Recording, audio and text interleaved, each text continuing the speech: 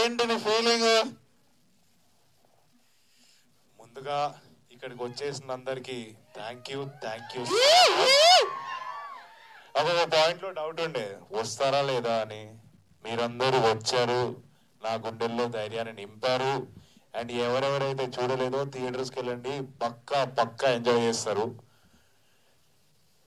Bubble Gum is a story of love, it's a story of self respect. So మీ అందరి life లో పక్కా ఏదో ఒక పాయింట్ లో, ఇంటర్వ్యూన్ పాయింట్ లో జరిగేది పక్కా జరుగుంటది. మీరు అందరు రిలేట్ అయి ఉంటారు, చూస్తున్న వాళ్ళు కానీ ఇక్కడ ఉన్న వాళ్ళు కానీ. అండ్ క్రేజీ రెస్పాన్స్ వచ్చారు. Thank you so much for that.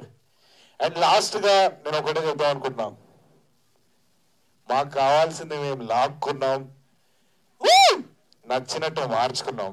So thank you so much.